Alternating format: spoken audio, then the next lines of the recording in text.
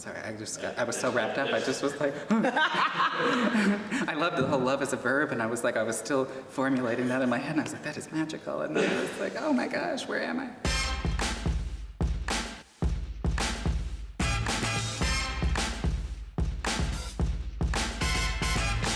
Hey y'all, and welcome to a new episode of Talkin With Taylor. Today I'm joined with Motormouth Maybelle herself, Miss Regina LeVert, who is joining us today from Hairspray. Hello, Taylor. So excited to talk with you. Me too. Let's jump right in. Okay. Where were you born, Regina? I was born in Los Angeles, California. Lovely. Yeah, West Coast girl.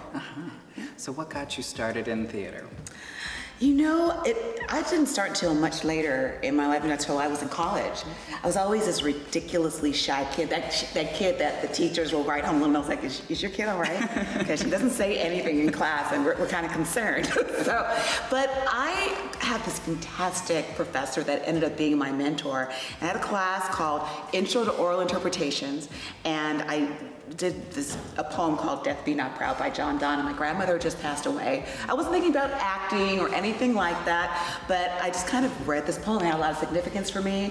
He just kind of pulled me to the side after class and said, you know, have you ever thought about maybe performing?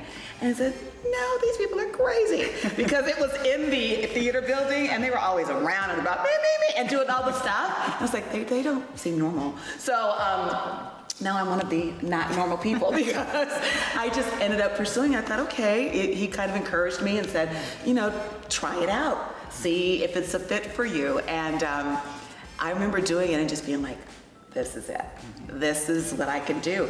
And it was such a shock to my parents because I was such a shy kid that suddenly I'm in front of all these people and I'm doing all this stuff and they're like, who is that? What happened? Yeah, what happened to her? So I just really feel like everything came together for me. So thank you, Dr. Young. Yeah, It's amazing. Shout out, Dr. Young. Yeah, shout out. Well, let's talk about your family a little bit. You actually do have a little bit of a performance in your blood.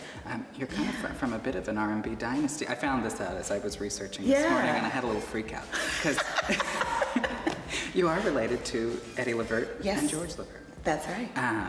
Which I know. I mean, my connection with them is they were on a Patti LaBelle live album in '98, and the song "Hold On," and I listened to that every morning for like a year. And so as soon as I saw that, I was like, oh my gosh, I'm so excited. I was so excited to learn more about this. Tell me a little bit about your family. Yeah, my grandfather and Eddie's father are brothers, and then so that made his son and us. Or second cousins, that's what it is, it's second cousins. So yeah, and it's funny, it's like it does run in the family. That's on my paternal side. My dad had 15 brothers and sisters. Wow. Yeah, and they all sang. Wow. They all sang. My dad has an amazing singing voice, but he just doesn't sing. He just kind of does it for himself. Right. And even right now, I remember being at home one day. It's like I was at home, and my sisters had taken the car, and there were no cars, and he thought he was at home by himself. And he was in there just giving himself a concert. It was from like Ray Charles to Pavarotti. And he was just like, and I was like creeping around, you know, just trying to hear him because I never heard him sing. He doesn't know that to this day. He doesn't know it to this day that I heard him. Well, we're spilling the beans now. Okay, it's all out now. It's all out now. So let's talk about Hairspray. So when did Hairspray first come into your life? What was your first interaction with it? You know, I remember the movie, and it came out a while ago. I felt like, okay, I didn't kind of get it when the movie came out, but it had kind of this quirky kind of grab on me, and then I saw the musical on Broadway, and I absolutely loved it. It was so much fun, and just the message that is underscoring and the themes that they have going on that just mean so much, and especially right now, you know, in our social and political climate. I mean, it is still like very meaningful. And I'll tell you, we were rehearsing one of the songs from the show, and in the rehearsal room, and we had to take a second because everybody was just getting really emotional about it because it just was so much on the nerve of what's happening right now and things that everyone in that room has experienced. And it's so great that they were creating that reality on stage. But you know, when we're not doing any work on the show, it's all like, hey, you know, everybody's fun, and it's such a great group of people, so much love, which is what we're going for, right? Absolutely. That's what we're going for. I think people, you'll be surprised. I'm excited to see dress rehearsal tonight, and I think I'm expecting to get emotional. I think other people get emotional, and especially with your character. I mean, let's talk about this character. It's don't tell anybody else, but it is my favorite character in the show. What are you most excited to bring to this character? What are you most afraid of? I'll tell you right now, I'm already most afraid of the last time I'm gonna do it. Because that song is so emotional, and you're using the experiences that you've experienced in your life, and that I've experienced as a Black person in America. I was fortunate because when I was coming up, it wasn't so much of a horrible problem as it was earlier on. But my dad grew up in Alabama in the 50s and 60s, and the stories that he has, they're just incredible. And this character has 2 children that she's raising, and that she wants them to be aware of what the world is like, but to not have a chip on your shoulder about it, not to expect that kind of treatment, because then you walk through the life with that kind of handicap. And that's what my dad taught me, is that you know what's out there. But don't expect it. Don't have a chip on your shoulder. Treat everyone the way you would like to be treated. And that's what I carry with me. There's some subtext there for me, because the husband's never mentioned. You know that? It's like, so where's Motormouth's husband? And I feel like my backstory is that I lost him to some of the social problems of the time. That's my thing, is that I lost him, and that my children don't know the full story about it. And it's something that I want to spare them, but I want to instill the grace and the love that he had, so they can go forward in their lives and make the world better. I think that's such a perfect way to assess this role. And I think, if you think about the role in the time that it's in the cusp of the 60s and the social change, and for it to be a woman in this impeccable leading the charge kind of, and she has her own business. Exactly. She's a strong, powerful woman. She knows who she is. She doesn't apologize for anything. She's very confident. I love that. Yeah. Do you have any inspirations that you're pulling from, any particular women in history or anything that as you're creating this character? You know what? I always pull from my family. Yeah. Because, especially on my dad's side with the 15 of them. So there's a lot of people. A lot of examples. It's a lot of people. It's like lineup. Yes. My mom is from Belize, from Honduras. And so what was interesting about her too, and she and my dad, which I've kind of analyzed over the years, is that my dad grew up in Alabama. All the issues that were happening in the South during that time here in America. My mom grew up in Honduras, none of that. Wow. So when she came to the States, she had no baggage. She didn't expect anything. She went to boarding school in New Orleans, when she was a kid, but that was the most she had in terms of any kind of experience in the States. Yeah. So as a Black Hispanic woman coming from Honduras, she didn't expect anything. She just felt like everyone's going to treat me great, and I'm going to, raise my kids that way. So they really kind of agreed in that. So I think that's really helpful for me too, because you go forth in the world, and I really believe what you put out is what you get back, and you can treat people or teach people how to treat you.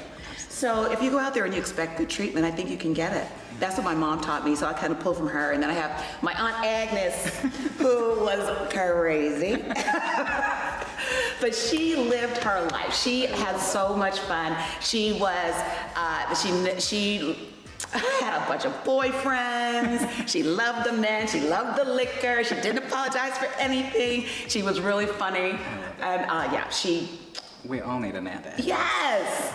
She held it down. Aunt Agnes was great. So that's kind of between my mom, who was a little more demure, and Aunt Agnes, who was anything but demure. That's kind of where I'm getting Motormouth from. Absolutely. Yeah. Well, have you been to Kansas City before? Is this your first stop? No, it is my first time through. And let me say just 2 words. Burnt ends. Yeah, that's what I was going to ask you. Yeah. Ends. Where'd you have them? Oh, KC Joe's. But there are people say Joe's KC or KC Joe's. What is it? Joe's. I just call Just it Joe's. Okay, I'm like, okay. People are serious about the barbecue here. It's a fight. It is seriously a fight, because I've had an initial conversation the first day, and we were all like, ha ha ha, getting to know each other. Everyone's like, and then the minute you mentioned some barbecue, the whole energy shifted. And when someone says, no, what's the one with the barbecue sauce? It starts with Gates. Oh, Gates. Gates. Yes. People are Gates. No, not Gates. Casey Joe. Oh, yeah. They're serious. Oh, yes. I love that. Everyone is in their camp. They do not change. They do not change. change. They will Absolutely. fight you. But I'm sending burnt ends home, don't you know? Oh, good. Yes. Tack them up, take them with. Well, what are you looking forward to most about Starlight? It's a very kind of unique venue to visit. I mean, it is. I am loving it here. We came out onto the stage for the first time, and the front of the stage opened up, and you can just see everything coming out. I'm like, oh my God. There's so many people out there. There's a lot. It's a lot. It's a very big space. Yeah. It's a very big space. So I'm very much looking forward to. I love being on stage with these people. They're fantastic people to work with, and the whole experience has been really great for me too. I'm curious about the cicadas. Oh yeah. How's that all work out? Because me and the bugs. I think they stay away from the general stage. Okay. They know when it's time. Thank you. They know it's showtime. Cicadas. And then it's like they keep their space. Yeah. Yeah. You know, I'm very much looking forward to it. It's always kind of, you never really know what the audiences are going to be like because I've never been here before, so there's no real frame of reference, but it's kind of exciting too. Absolutely. It's exciting to me. Yeah, and it's a unique, you kind of actually, it's very different from your typical show because you actually kind of start the evening in daylight. Yeah. So you get to kind of see the expressions and the faces and kind of get to know the audience, and then it becomes dark. And all the magic continues. You know what? We have to carry on that conversation because I want to see what that's like. I haven't really thought about that. Yeah. I think I don't come on until maybe 40, 45 minutes into it. Yeah. So we'll see. I hope I get a little bit of that. I'm sure it'll still be daylight. Yeah. Or just peek out. You know? Well, my last question for you is, just with the wonderful kind of story that is Hairspray, what is the message that you hope people take away from it when they leave the show each night? I hope that they take away that love is a verb, and it's something that you do, and that it doesn't take any big, grand gestures, and people come in different shapes and sizes and attitudes, but that's really at our core. And that it's fun, and it's fun, and it can be fun. Choose happiness. Yeah. Choose happiness, I think, is what I feel like. Choose love, choose happiness. That's what I would let them walk away with. Well, Regina, thank you so much for being here with me today. Thank you, Taylor. It's fun. I shared with you a little bit ago what my favorite Motormouth Maybelle line is. Yes. Will you play us out on it? Absolutely.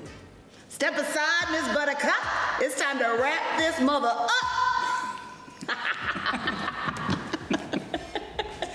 Doesn't get better than that. Thanks for tuning in to this week's episode of Talkin With Taylor. For more videos like this, follow us on social media at KC Starlight and subscribe to our YouTube channel at youtube.com/KC Starlight. Hairspray plays Starlight Theater July 27th through August 2nd. Get your tickets at kcstarlight.com.